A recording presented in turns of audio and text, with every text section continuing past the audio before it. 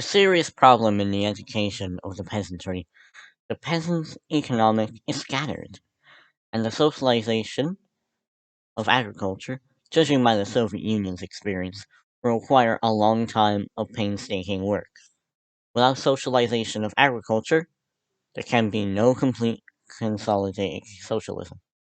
We must have faith, first, that the peasants' masses are ready to advance step by step along the road of socialism under the leadership of the party. And second, that the party is capable of leading the peasants along this road. There are 2 points. There are 2 points are the essence. Oh, sorry. These 2 points are the essence of matter, the main current. Oh, side note as well. I probably should have put that at the start in the video, but when they call when they say peasants, that's not an insult. They're using the word as bluntly as possible. They're referring to the people or oppressed people. It's not an insult. The leading bodies and cooperatives must establish the dominant position of the poor peasants and the new lower middle peasants in these bodies. With the old lower middle peasant. Sorry, I'm just going to do that again. The leading bodies and cooperatives must establish the dominant position of the poor peasants and the new lower middle peasants in these bodies, with the old middle peasants and the upper middle peasants, whether old or new, as a supplementary force. Only thus can unity between the poor and middle peasants be attained. Moreover, the cooperatives can also be consolidated, production can be expanded, the socialist transformation of the entire countryside be correctly accomplished in accordance with the party's policy. Otherwise, unity between the middle and poor peasants cannot be attained. The cooperatives cannot be consolidated, production cannot be expanded, and the social transformation of the entire countryside just can't be achieved. It is essential to unite with the middle peasants, and it is wrong to not do so. But on whom the working class and Communist Party, in the countryside in order to unite with the middle peasants and realize socialist transformation of the entire countryside? Surely on no other than the poor peasants. That is the case when the class struggle against the landlords was being waged and the land reform was being carried out. And that is the case today when the struggle against the rich peasants and the other capitalist elements is being waged to achieve the socialist transformation of agriculture. In both these revolutionary periods, the middle peasants wavered in the initial stages. It is only after they it is only after they clearly see the general trends of events and the approaching triumph of the revolution that the middle peasants will come on the side of the revolution. The poor peasants must work on the middle peasants and win them over, so that the class revolution will broaden from day to day until final victory. There is a serious tendency towards capitalism among the well-to-do peasants. This tendency will become rampant if we in the slightest way neglect political work among the peasants during the cooperative movement and for a very long period after. The agriculture cooperative movement has been a severe ideological and political struggle from the beginning. No cooperative can be established without going through such a struggle. Before before a brand new social system can be built on the site of the old, the site must be swept clean. Invariably, remnants of the old ideals reflecting the old system remained in people's minds for a long time, and they do not give away. After cooperative is established, it must go through more struggles before it can be consolidated. Even then, the moment it relaxes, its effort may collapse.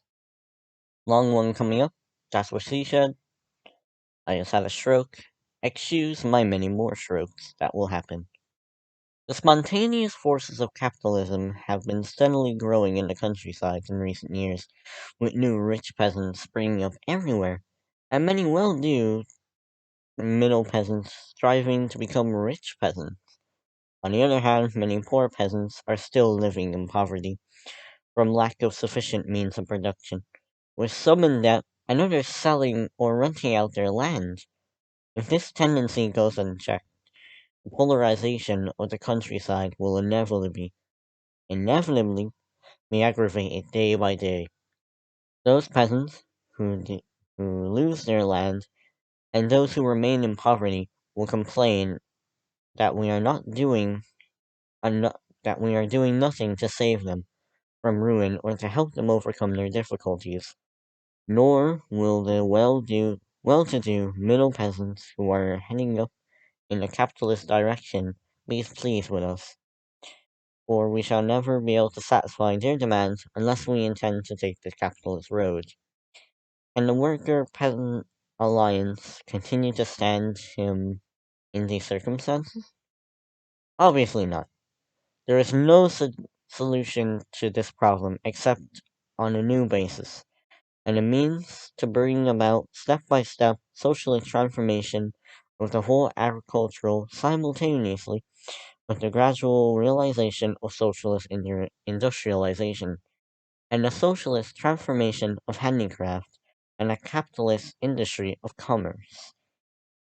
In other words, it means it means to carry out cooperation and eliminate the rich peasants economy and the individual economy in the countryside, so that all rural people will become increasingly well off together.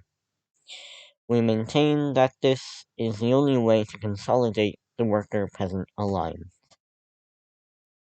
Whoa, I love this book. I should buy the full thing. By over-planning, we mean planning which takes into consideration the interests of the 600 million people of our country, drawing up plans, handling affairs, or thinking over problems. We must proceed in the fact that China has a population of 600 million people, currently going up, and we must never forget this fact. In addition to the leadership of the party, a decisive factor is our population of 600 million. More people means a greater ferment of ideas, more enthusiasm, and more energy. Never before have the masses of the people been so inspired, so militant, and so daring as a, as at present. Basically, they're saying if you have two people who like communism and one person who is a monarch, multiply that by 100, you now have 200 communists, but you may also have like 100 monarchs to deal with. Apart from their other characteristics, the outstanding thing about China's 600 million people is that they are poor and blank. This may seem like a bad thing, but in reality, it is a good thing. Poverty gives rise for Poverty gives rise to desire for change, and the desire for action and desire for revolution. On blank on a blank piece on a blank sheet of paper, free from any mark, the freshest and most beautiful characteristics can be written. The freshest and most beautiful pictures can be painted. Basically, a blank slate is a good place to start on. After the countryside, After the countrywide victory of the Chinese Revolution and the solution of the land problem,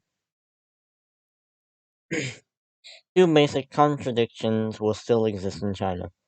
The first is the internal, that is, the contradiction between the working class and the bourgeoisie. The second is the external, which is the contradiction between China and the imperialist countries. Uh, Coincidentally, after the victory of of the People's Democratic Revolution, the state of power of the People's Republic under the leadership